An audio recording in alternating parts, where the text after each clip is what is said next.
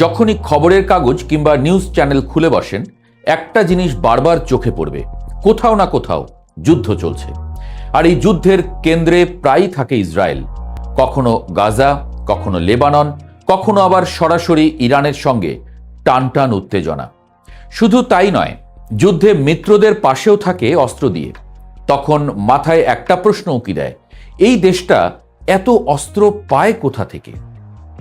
এমন না যে এটা কোনো বিশাল সুপার পাওয়ার, আয়তনে ছোট, জনসংখ্যাও খুব বেশি না, কিন্তু যুদ্ধের সময় দেখে মনে হয় অস্ত্রের যেন শেষ নেই, যেন একটা অদৃশ্য গুদাম আছে যেখান থেকে প্রয়োজন মতো সব বেরিয়ে আসে। চলুন আজ ইসরায়েলের অস্ত্রের হিসেবের খাতা খুলে বসি।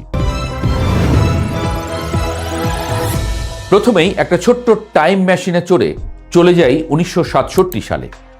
সেই সময়ের এক বড় যুদ্ধ, আরব ইসরায়েল যুদ্ধ। 1967 সাল ইসরায়েলকে একটা বড় শিক্ষা দিয়েছিল, অন্যের উপর ভরসা করে টিকে থাকা যাবে না।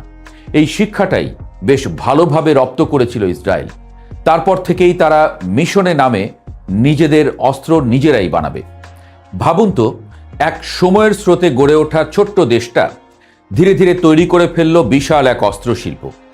আজ তারা শুধু বন্দুক বা বোমা না, ড্রোন, ক্ষেপণাস্ত্র, যুদ্ধ বিমান, সাইবার যুদ্ধ প্রযুক্তি, এমনকি স্যাটেলাইট পর্যন্ত তৈরি করে। আপনি হয়তো নাম শুনেছেন আয়রন ডোম। আকাশে উড়ে আসা রকেটকে মাঝ আকাশেই ধ্বংস করে দেয় এই সিস্টেম। এর সাথে আছে ডেভিড স্লিং আর অ্যারো মিসাইল সিস্টেম। এক একটা যেন সাইফাই সিনেমার জিনিস।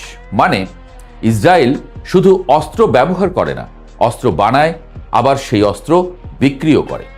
হ্যাঁ, আপনি ঠিকই শুনেছেন, যুদ্ধ করে, আবার সেই যুদ্ধের জিনিস বিক্রিও করে টাকা আয় করে। এবং এটিই তার আয়ের অন্যতম উৎস।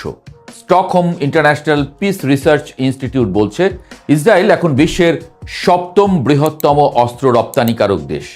তাদের অস্ত্র যায় ইউরোপ থেকে এশিয়া, আফ্রিকা থেকে আমেরিকা, সব জায়গায়। আপনি যুদ্ধ করছেন, আবার একই সাথে অস্ত্র বিক্রি করে টাকা কামাচ্ছেন। এটা যেন একদিকে আগুন লাগানো, অন্যদিকে সেই আগুন নেভানোর পাইপও বিক্রি করা।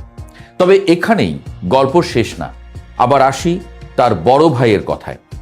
যতই ইসরায়েল নিজে অস্ত্র বানাক, তাদের সবচেয়ে বড় শক্তি কিন্তু বাইরে থেকে আসে, বিশেষ করে যুক্তরাষ্ট্র থেকে। সংখ্যাটা শুনলে একটু থমকে যাবেন। ইসরায়েল যে অস্ত্র আমদানি করে তার প্রায় 68% আসে আমেরিকা থেকে। মানে প্রতি 10টা অস্ত্রের মধ্যে প্রায় 7টাই আমেরিকার। শুধু তাই না, 1948 সাল থেকে এখন পর্যন্ত আমেরিকা ইসরায়েলকে $130 বিলিয়ন বেশি সহায়তা দিয়েছে। আর এই সহায়তার বড় অংশই সামরিক। আরেকটু সহজ করে বলি, আপনার এক বন্ধু আছে যে নিয়মিত আপনাকে টাকা দেয়, অস্ত্র দেয়, আবার বলে চিন্তা করিস না, আমি আছি। এই বন্ধুটা হচ্ছে আমেরিকা। 2026 সালেও এই সম্পর্ক থামেনি।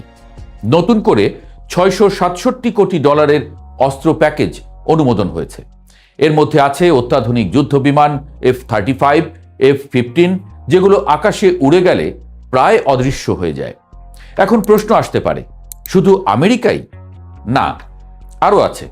ইসরায়েলের দ্বিতীয় বড় অস্ত্র সরবরাহকারী হলো জার্মানি। তারা মূলত দেয় যুদ্ধজাহাজ, সাবমেরিন, টর্পেডো। এরপর আছে ইতালি, আর অতীতে যুক্তরাজ্য, ফ্রান্স, স্পেন, সবাই কোনো না কোনোভাবে এই চক্রে ছিল। তবে এখানে একটা মজার টুইস্ট আছে। গাজায় যুদ্ধ শুরু হওয়ার পর অনেক দেশ বলেছে, না আর অস্ত্র দেব না। কেউ আংশিক বন্ধ করেছে, কেউ পুরোপুরি। কিন্তু বাস্তবতা, গল্পটা এত সোজা না। কারণ পুরনো চুক্তি তো আছেই, নতুন করে না দিলেও আগে যা ঠিক হয়েছিল তা তো চলছেই। আবার পরোক্ষ পথেও অনেক কিছু পৌঁছে যায়। আর সবচেয়ে বড় কথা, আমেরিকা তো এখনো থামেনি। এজন্যই অনেক নিষেধাজ্ঞা থাকলেও ইসরায়েলের অস্ত্রের প্রবাহ কখনো থেমে যায়নি। এবার আসি টাকার কথায়। যুদ্ধ মানেই টাকা, অনেক টাকা। গাজায় 2 বছরের বেশি সময় ধরে যে যুদ্ধ চলছে, সেখানে হাজার হাজার মানুষ মারা গেছে, অবকাঠামো প্রায় ধ্বংস। কিন্তু এই যুদ্ধ চালাতে যে অর্থ দরকার, সেটা আসে কোথা থেকে? প্রথমত, নিজস্ব অর্থনীতি, প্রযুক্তি, সাইবার, প্রতিরক্ষা, এই খাতগুলো থেকে ইসরায়েল বিপুল আয় করে। দ্বিতীয়ত, অস্ত্র রপ্তানি। 2024 সালে তাদের অস্ত্র বিক্রির পরিমাণ ছিল প্রায় 14.8 বিলিয়ন ডলার। 2025 সালের রিপোর্ট এখনো হাতে আসেনি, তবে তা বেড়েছে এটা নিশ্চিত। তৃতীয়ত এবং সবচেয়ে গুরুত্বপূর্ণ বিদেশি সহায়তা, বিশেষ করে আমেরিকার। এই তিনটা মিলিয়ে একটা শক্তিশালী ফান্ড তৈরি হয়, যেটা দিয়ে তারা একাধিক ফ্রন্টে যুদ্ধ চালাতে পারে। এখন যদি পুরো ছবিটা একসঙ্গে দেখেন তাহলে বুঝবেন ইসরায়েল একা না, এটা একটা নেটওয়ার্ক। নিজস্ব উৎপাদন আছে, বাইরের সরবরাহ আছে, আবার সেই অস্ত্র বিক্রি করে নতুন টাকা আসছে। একটা চক্রের মতো অস্ত্র বানায়, ব্যবহার করে, বিক্রি করে, আবার নতুন অস্ত্র বানায়। আমরা বাইরে থেকে দেখি ইসরায়েল যুদ্ধ করছে, আসলে সে যুদ্ধ তৈরি করছে। আর ভেতরের গল্পটা অনেক বড়। এটা অর্থনীতি, রাজনীতি, প্রযুক্তি আর আন্তর্জাতিক সম্পর্কের এক জটিল জাল। আর এই জালের মাঝখানে দাঁড়িয়ে একটা দেশ, সে জানে যুদ্ধ শুধু মাঠে হয় না, যুদ্ধ হয় কারখানায়, ব্যাংকে আর কূটনীতিক টেবিলে। ওরা নিজেরাও বানায়, অন্যরাও দেয়, আর যুদ্ধটাই তাদের একটা ব্যবসায় পরিণত হয়েছে। আর এই কারণেই হয়তো যখনই কোনো সংঘাত শুরু হয় আমরা বারবার একই রকম দৃশ্য দেখি। অস্ত্র ফুরায় না, যুদ্ধ থামে না, কারণ যুদ্ধের পেছনে শুধু লোভ না, একটা পুরো সিস্টেম কাজ করে, আর সেই সিস্টেমটাই আসল শক্তি।